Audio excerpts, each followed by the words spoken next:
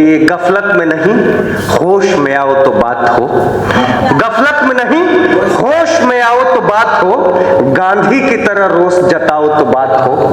गफलत में नहीं होश में आओ तो बात हो, गांधी की तरह रोष जताओ तो बात हो। अपने वतन को फूंक करके क्या मिला तुम्हें, मिल्लत का एक चिराग जलाओ तो बात हो। अपने वतन को फूंक करके क्या मिला तुम्हें, मिल्लत का एक चिराग जलाओ तो बात हो। सुनेगा कि जो लोग भ्रम फैला रहे हैं, एनआरसी आएगा, मुसलमानों को देश से निकाल दिया जाएगा। मैं कहता हूं किसी की औकात नहीं है जो मुसलमानों को निकाल दे देश से, या हिंदुओं को देश से निकाल दे, या ये हिंदू और मुस्लिम दोनों का देश है। मैं 4 लाइनें पढ़ता हूं कि चैनो अमन की राह में हर काम का दुश्मन, चैनो अमन की राह में हर काम का दुश्मन, रहमान का दुश्मन है वही राम का दुश्मन। चैनो अमन की राह में हर काम का दुश्मन, रहमान का दुश्मन है वही राम का दुश्मन। और मुद्दा गलत बता के लड़ा रहा है, मुद्दा गलत बता के लड़ाया गया हमें, वरना यहाँ पे कौन है इस्लाम का दुश्मन। मुद्दा गलत बता के लड़ाया गया हमें, वरना यहाँ पे कौन है इस्लाम का दुश्मन, वरना यहाँ पे कौन है इस्लाम का दुश्मन। सुनिएगा, ये जो शाहीन बाग का मसला है, मैं समझता हूं कि सरकार की तरफ से किसी व्यक्ति को जाकर के बात करनी चाहिए, और शाहीन बाग के लोगों से कहता हूं कि जिस तरह से शांतिप्रिय प्रदर्शन कर रहे हैं करें, लेकिन सरकार को उन्हें एक मौका भी देना चाहिए ताकि आपस में बीच में बातचीत कर इस मुद्दे को सलटाया जा सके। मैंने कहा कि किरकिरी आंख में हो गर तो काजल हो नहीं सकता, किरकिरी आंख में हो गर तो काजल हो नहीं सकता, भले चोला बदल ले मन तो उज्जवल हो नहीं सकता।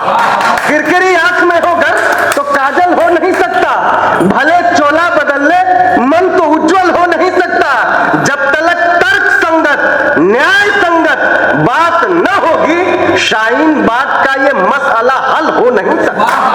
जब तक तर्क संगत न्याय संगत बात न होगी, शाहीन बाग का ये मसला हल हो नहीं सकता। एक नई बात बताता हूं आप लोगों को। अभी थोड़े दिन पहले शरजील इमाम का बयान आया था कि चिकन नेक से हम पकड़ के काट के तोड़ के आसाम को भारत से अलग कर देंगे। आसाम और हिंदुस्तान, जिस छोटी सी पतली रेखा आपको दिखाई देती है भारत के मानचित्र में, हिंदुस्तान के बगल में आसाम दिखाई देता है, और आसाम और हिंदुस्तान को जोड़ता हुआ, हिंदुस्तान में कह रहा हूं, आसाम हिंदुस्तान के बाहर नहीं है, आसाम हिंदुस्तान का हिस्सा है, लेकिन आसाम शायद अरुणाचल से सटा हुआ है ना। वहां से जो बीच की जो आपको मानचित्र में रेखा दिखाई देती है, हम उसे चिकन नेक कहते हैं, क्योंकि उसका इधर का भाग मुर्गे के धड़ की तरह और इधर का भाग मुर्गे के सर की तरह दिखाई देता है, तो उसे चिकन नेक कहते हैं। एक नेता जो है, जो मुसलमानों का तथाकथित नेता कहता है, किसी मुस्लिम ने उसको अपना नेता नहीं माना है, किसी मुस्लिम संगठन ने नहीं माना है, वो आदमी खुद को मुसलमानों का लीडर और अपना जो भी वतन परस्ती अपना दिखाता हो जिस वतन के साथ, उस आदमी ने ये बयान दिया कि हम चिकन नेक से आसाम को तोड़ करके हिंदुस्तान को अलग कर देंगे। मैंने 4 लाइनें लिखने की कोशिश की कि देश को तोड़ने जो भी आए अपनी मुंह की खाएगा। सुनना, देश तोड़ने जो भी आए अपनी मुंह की खाएगा, देश तोड़ने जो भी आए अपनी मुंह की खाएगा। मुर्गा कुकड़ू कू बोले तो शेर कहां घबराएगा। देश तोड़ने जो भी आए, देश तोड़ने जो भी आए अपनी मुंह की खाएगा। मुर्गा कुकड़ू कू बोले तो शेर कहां घबराएगा। और चिकन नेक में चिकन खिला के नेक दबाया जाएगा, चिकन नेक में चिकन खिला के नेक दबाया जाएगा। तब शरजील इमाम देखना बाप बाप चिल्लाएगा, तब शरजील इमाम देखना बाप बाप चिल्लाएगा, तब शरजील इमाम देखना बाप बाप चिल्लाएगा। Thank you. मैंने 4 लाइनें और पढ़ने की कोशिश की कि उसकी तरह से जो लोग हिंदुस्तान को तोड़ने का सपना देखते हैं, उनके लिए 4 लाइनें पढ़ता हूं, और आप सबकी इससे भी जोरदार तालियां मांगता हूं। सुनिएगा कि हैसियत 2 टके की और उस पे सोच उन्मादी, हैसियत 2 टके की, हैसियत 2 टके की और उस पे सोच उन्मादी, वो हमसे छीन के बंगाल या आसाम क्या लेंगे। हैसियत 2 टके की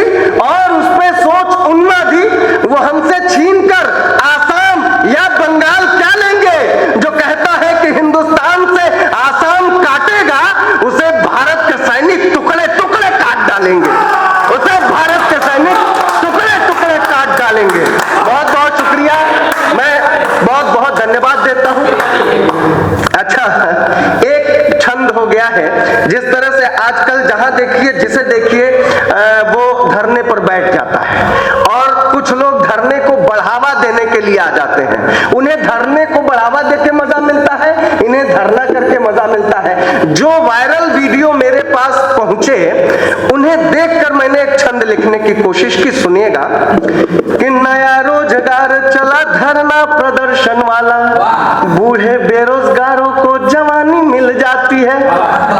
नया रोजगार चला धरना प्रदर्शन वाला, बूढ़े बेरोजगारों को जवानी मिल जाती है। और थमा के तिरंगा चाहे जो भी नारा लगवा लो, थमा के तिरंगा चाहे जो भी नारा लगवा लो, क्रांतिकारी होने की निशानी मिल जाती है। कि खेल कूद नाच गाना ढपली बजाना, और खेल कूद नाच गाना ढपली बजाना, और समा मनोरंजक सुहानी मिल जाती है। और काम धाम कुछ नहीं 500 रुपया रोज, और मुफ्त में ही बिरयानी मिल जाती है। काम धाम कुछ नहीं 500 रुपया, और मुफ्त में ही बिरयानी मिल जाती। एक आखिरी छंद पढ़ के अपनी जगह लेता हूं, सुनिएगा। पिछले दिनों एक फिल्म आई छपाक, बहुत अच्छी फिल्म है।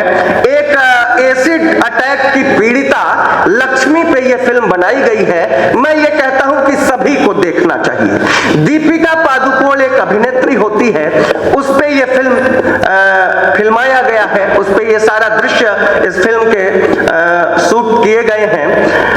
बहुत अच्छी फिल्म है, मैं उस फिल्म की सराहना करता हूं। मैं चाहता हूं कि आप सब लोग उस फिल्म को देखें। एक छोटा सा कांड हुआ, दीपिका पादुकोण से एक छोटी सी गलती हो गई।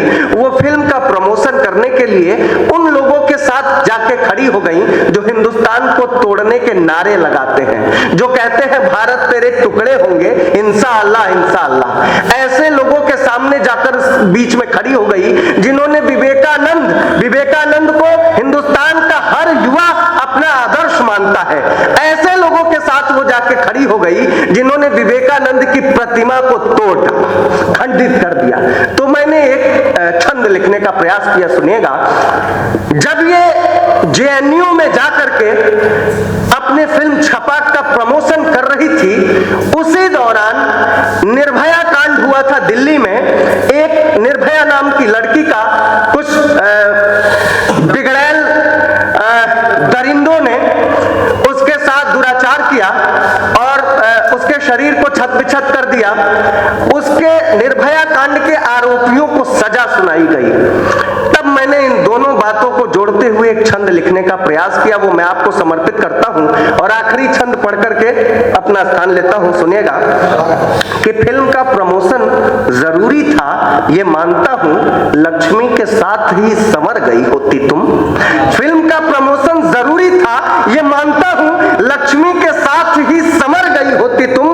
प्रतिमा विवेकानंद की जिन्होंने तोड़ डाली, उनके बीच जाने से मुकर गई होती तुम।